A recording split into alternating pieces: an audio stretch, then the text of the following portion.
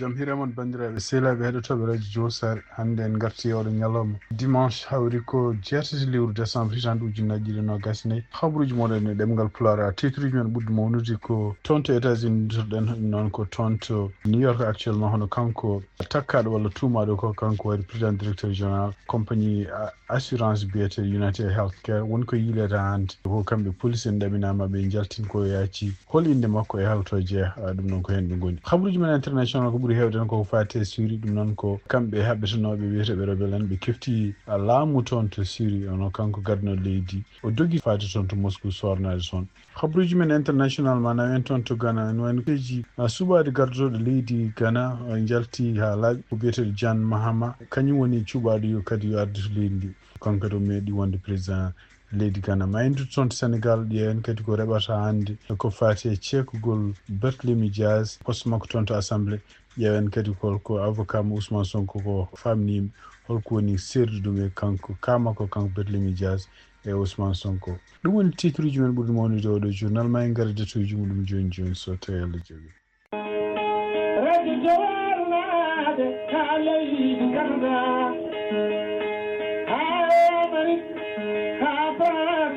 Senegal, ha Portugal, ha Cameroun, Afrique, Amérique. On peut que se le dire, Canada,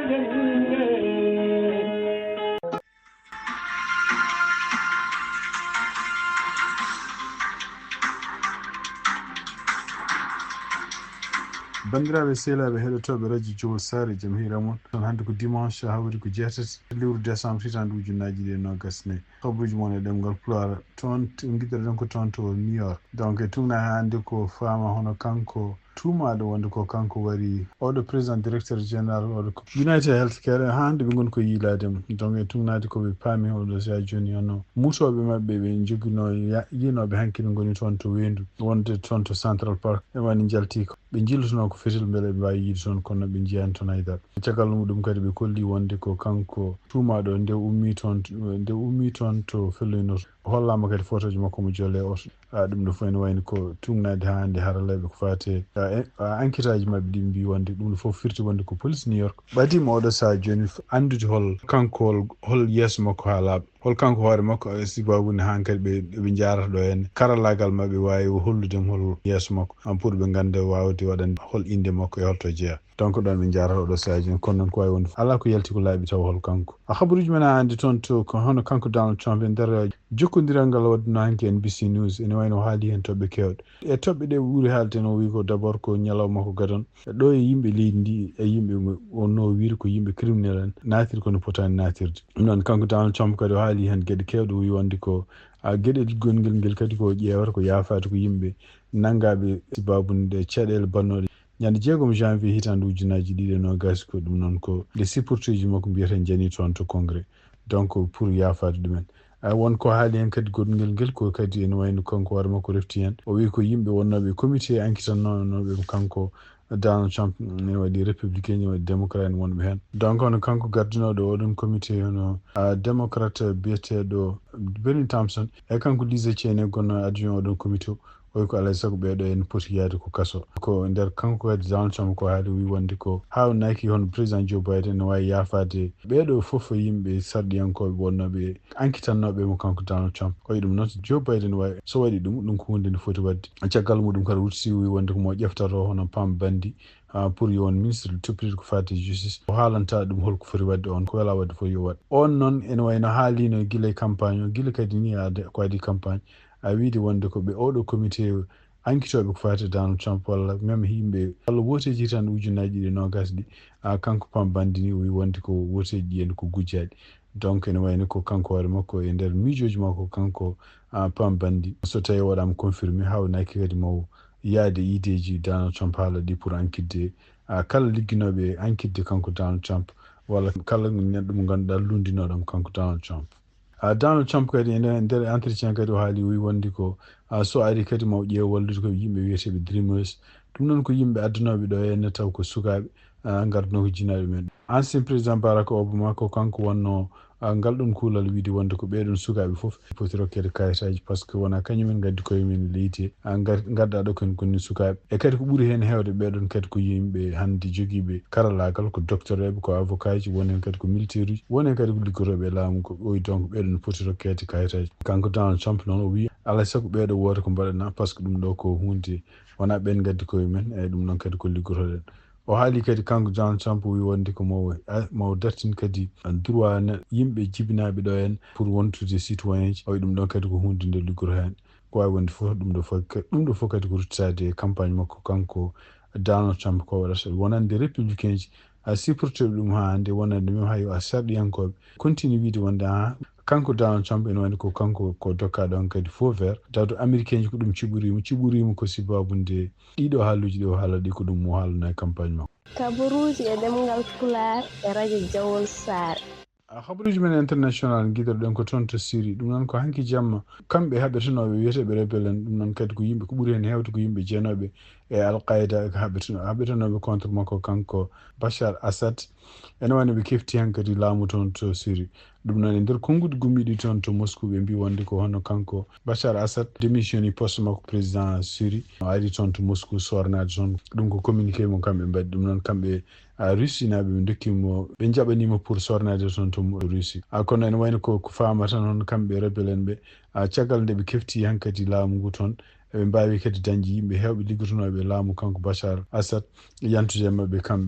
kamɓe ɓeeɗo arɓe hesɓe wallude leydi ndi beela ne yaara yeeso konngol makko kanko gardiɗo ɓeeɗo rebelle en kanko biyeteɗo Abou Mohamed El Jolani e oɗo saha joni jiɗɗo inde mum wayle wonta oɗo saha joni mbiɗo wonde ko alay saago inde mum wayle hankadi yiiɗi ko noddirede inde mum biyetede Ahmed Hussein Al Shara ene wayno ko kanko hoore makko wi wonde ko o yiɗi ko kala yimɓe wonnoɓe ɗon hoddunoɓe ɗon gila tan ɗum noon ko julɓe taw ko laabi kewɗi eɓe gona julɓe ni wondunoɓe ɗon ko ɓooyi kañumen koyemen continue wondude taw e dow deejel o yiiɗa kadi ene wayno ko hay goto kulol mum yaltini ɗum leydi ndi ɗum noon wi wonde ko ene wayno ko ɗum o yiiɗi laamorade kanko noon o yaara ko duuɓi 40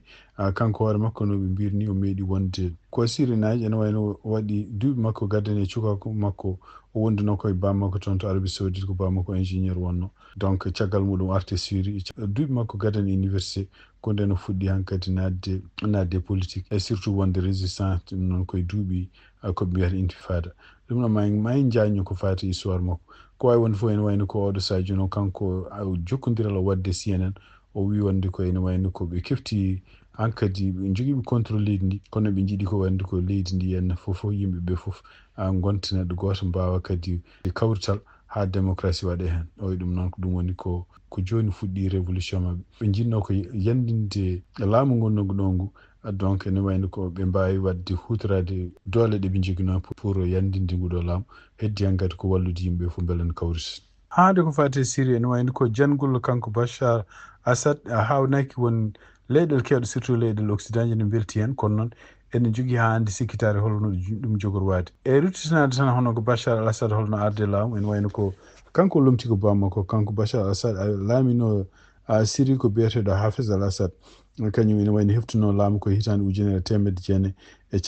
ɗum noon koye kono kudditani ko kanko Hafez al Assad ardino parti goto biyeteɗo Baathiste gonno toon to Syrie ene wayno ko kanko Hafez al Assad ene wayno kanko hoore makko ene wayno ko dictature mawɗo joguino toon o jaɓano kala ko yimɓe ɓe ganduɗa lundutoɓe ɓe gona toon to Syrie ko ɗum woni en teskira e hitande 1992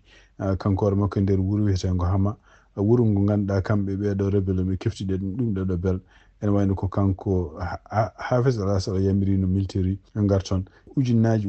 yimɓe mbarama kirsama toon taw ko ngoɗo wuuro ɓeɗon kadi ko yimɓe ɓe ganduɗa taw koye o yimɓe ɓe wi wonde ko yimɓe lundi ɓe eyyi ɓeɗon kadi hirsaɓe toon ɓe ni ene wayno ko yimɓe ñaññunoɓe oɗon hollunoɓe oɗon saha sepoji men taw ɓeɗon yimɓe jeeya koye groupe biyeteɗo frère uji julɓe ɗiɗon frère uji julɓe ene wayno kañumen koye men jeeya e Hamas ko kalteɗo joni toon to Palestine o ko wawi wonde fof kanko Bachar wayno hepti laamu koye mois de juin hitande 2000 ɗum noon ko caggal nde bammakko sankade kanko hoore makko ene wayno ko o wonno ko toon to Angleterre ko toon jangganno médecine kanko karalagal makko ko fate safare guise caggal nde mo woni ko onde maayi e nder accident avion hitande ujunere temedde jeenayyi capanɗe jeenayyi e nayyi kanko Bachar al-Assad caggal nde o arti jangde makko toon to Angleterre ene wayno ko nden o naati o militaire agal pour wonde kanko hoore mum officier militaire e armée Syrie o woni caggal mum colonel donc e nder hitande ujunnaji ɗi caggal nde bammakko maayi hono kamɓe sarɗiyankoɓe Syrie ɓe gooti kuulal kesal hol duuɓi neɗɗo bawɗo wonde président toon to Syrie ɗum noon wonno ko duuɓi capannayyi ɓe mbatti ɗum duuɓi capantati e nayyi tawde ko on ɗon saaha ko ɗiɗon duuɓi o yarano kanko Bachar al-Assad donc tuggi hitande ujunnaji ɗiɗi ko kanko laami leydi ndi kankone kadi kono bamakko laamortuno ni ko noon o laamori kala ɗo ganduɗo lundinoɗomo ɗo woni o wiyama o wari ko wawi wonde fof ene wayno ko kanko Bachar al-Assad hannde woni jandinaɗo omon toon sorni toon to omon sorni joni oɗon saaha joni toon to Moscou kanko e galle makko ko ɗum waɗi hono kanko président Joe Biden e réaction makko mo waɗi o wi wonde ko kamɓe États-Unis maɓe continue ƴewde liggodade laamu kesu ngarowo ngu kono noon kala ɗum ganduɗa so tawi ICC ne walle pour beele ene joguito doole toon to Syrie koɓe continue ɓe habde mumen ene wayno ko ɗeɗo balɗe ɗiɗi ɓennude kamɓe Amérique naɓe e kamɓe kadi Israël naɓe ɓe mbawi bumbordude kadi position ngaji ICC toon to Syrie ɗum noon firti tan wonde ko eɓe jogui fayre walla ɓe jogui wasde hoolade no fewi ɓeɗo heftuɓe toon laamu toon to Syrie est ce que kañumen koyemen jogorani continde liggodade ICS ha dokka ɗumen doole toon to Syrie ha dokka ICS doole ɗum kadi ko hunde nde kanko président Joe Biden wi wonde ko Amérique jogorani jaɓatde ɗum ɗon to banggue makko noon kanko Donald Trump wi wonde ko probléme Syrie ɗum ko probléme muɗum Amérique fotani nannude hen juuɗum ɗum noon mi wayni ko kanko hoore makko o jaɓani pour le moment wiide wonde so tawi o laamima so laamima wonde ɗum ɗon en jogori wonde probléme makko pour ko fate caɗele gonɗe toon to Syrie andi kadi en wayni ko toon kadi no waynori hono kamɓe armée Israël ɓe mbi hannde kadi ɓe mbawi bombardude position ngaji Hezbollah ɗum noon toon to Liban ɗum noon ko siftinde ɗon tan ko nanodiral baɗannogal yo jaam dañe toon toon to hakkude mabɓe kamɓe Israël e kamɓe Hezbollah en wayno ko nanodiral ngal handi ne woodi kono noon en wayno ɓeɗum continue hande wellodirde bomboji ko haalano guila adan wonde ko hawnaki ngal ɗo nanodiral wona nanodiral jogorgal yarude yeeso saabu Israël e Hezbollah jogorani hollodirde ha mbasa fellodirde tumnade ko radio France international haade hono woteji bannuɗi toon to Ghana pour suɓade hol gardotoɗo leydi Ghana ene wayno holli wonde ko hono kanko biyeteɗo Jan Mahama ko kanko gañi ɗiɗon woteji kanko Jan Mahama noon ko meɗɗo wonde kanko hoore makko président toon to Ghana ene wayno o ardinomo leydi Ghana ñande tuggi nogas nayyi lewru juillet hitande ujunaji ɗiɗi sappo e ɗiɗi ha jeeɗiɗi lewru janvier hitande ujunaji ɗiɗi sappo e jeeɗiɗi e ɗum noon kadi ene wayno ko haddi ɗum ɗon kadi ko kanko hoore makko meeɗi wonde vice président ɗiɗon leydi tuggi hitande ujunaji ɗiɗi e jeenayyi ha hitande ujunaji ɗiɗi sappo e ɗiɗi donc ene wayno oɗo saaha joni kanko kadi wonti président ɗum noon e tugnade kadi habaruji gumiriɗi toon de radio France international haali hono gonnoɗo vice président leydi Ghana kañum hoore mum kañum wonno candidat parti maɓɓe mbiyata nouveau parti patriotique ene wayno ko kañum wonno candidat mum kañum hoore mum ene wayno jaaɓi wonde ko kawaɗo wawi noddudemo kanko Jan Mahama pour yettudemo kadi wiide wonde ko oɗo saaha joni wayno ko ɓiɓɓe leydi Ghana suɓimamo haali kadi leydi Ghana holli leydi Ghana ene wayno ko Ghana naaɓe kolli wonde ko kanko cuɓi pour no gosnimo pour yo ardu leydi ndi eyyi ɗum noon o wi ko kanko candidat parti laaminoɗo wi wonde ko maɓe ɗofto woteji baɗi ɗi e kadi ene wayno ko maɓe newnu holno gostodiral laamu ngu jogori waade ɗum noon ene wayno ko kanko haali ɗum ko wawi wonde fof ene wayno ko ɗiɗo woteji kadi kollama jaari ala fitinaji baɗɗi toon e kadi ala kadi partiji gonnoɗi goto ala candidat ji hay goto e candidat ji oɗo saaha joni salaki woteji ɗi henna pour wiide wonde kene waɗi fraude walla ala fraude tugnade habaruji gumiriɗi toon to CNN News hono kanko procureur Ali Touré ɗum noon ko jeeyaɓe kadi e yimɓe ardiɓe laamu Guinée ɓe mbawi wiide oɗo saaha joni ɓe jiiti réseau goto gonnoɗo toon réseau en taw ko douanier goni hen e kadi yimɓe waɗoɓe transit ɓeɗo fof ene mbawi en takka oɗo saaha joni ene jogui eɗen jogii systéme mo joɓirte kaalisaji pour wawde détournude pour wawde dirtinde kaalisaji kewɗi surtout henni kaalisaji laamu. ɗum ene wayno ko oɗo réseau moɓe jiiti kadi ko réseau bawɗo waɗi gueɗe kewɗe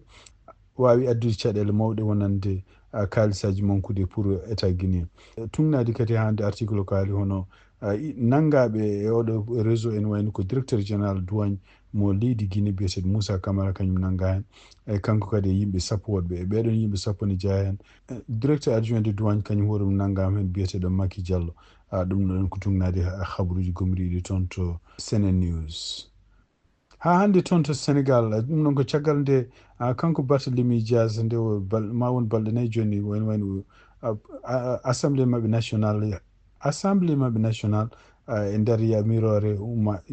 ummade walla e nder ɗaɓɓade ummade toon to ministre de toppitede ko fate justice won Ousmane Diagne. Hono kanko président assemblée national El Hadji Malick Ndiaye o haalino o wi wonde ko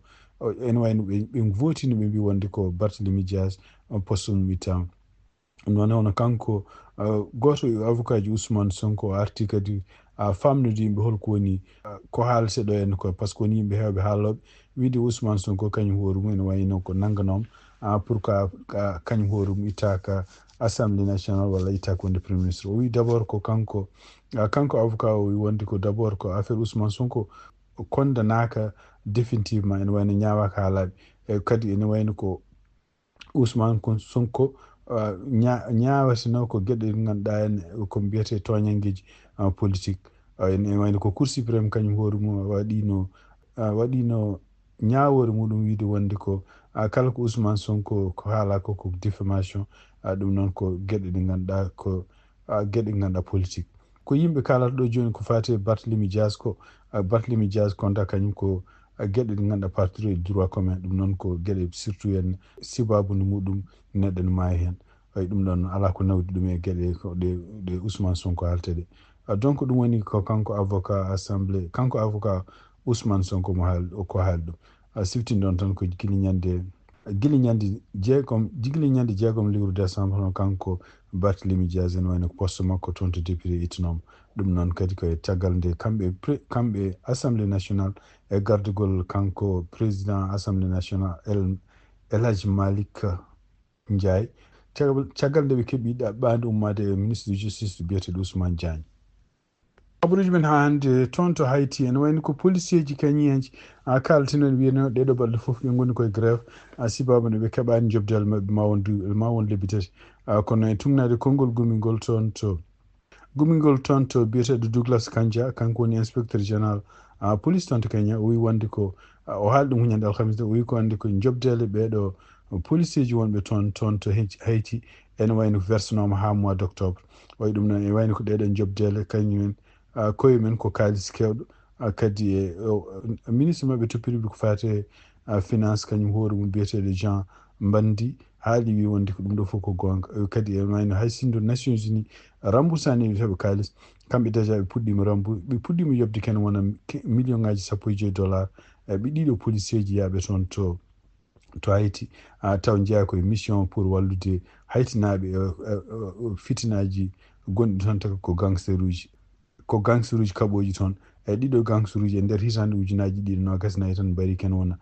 ujunaji 400 neɗɗo e posti kadi ken wona 700 ujunere neɗɗo yaltude nokkuji mumen pour tan hulde fitinaji.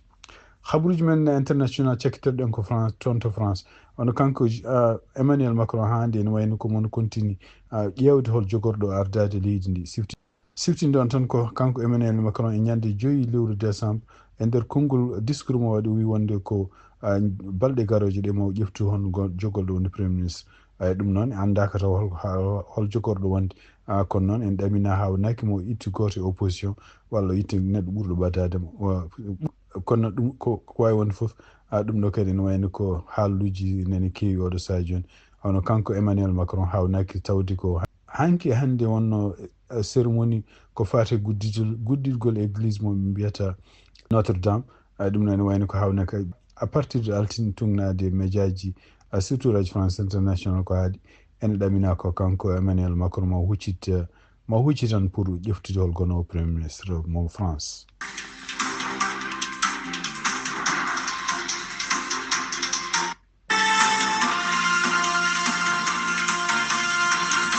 bandiraɓe sehilaɓe heddotoɓe radio Jowol Sare habaruji moon e ɗemgal Pulaar gasi ha laaɓi ko ɗum woni komin jogori noon hannde ɗum ne enen mbaali jaam ha janggo kadi on jarama musidɗo moon Amadou Touré haalduna moon ha janggo kadi so Allah jaaɓi on jarama.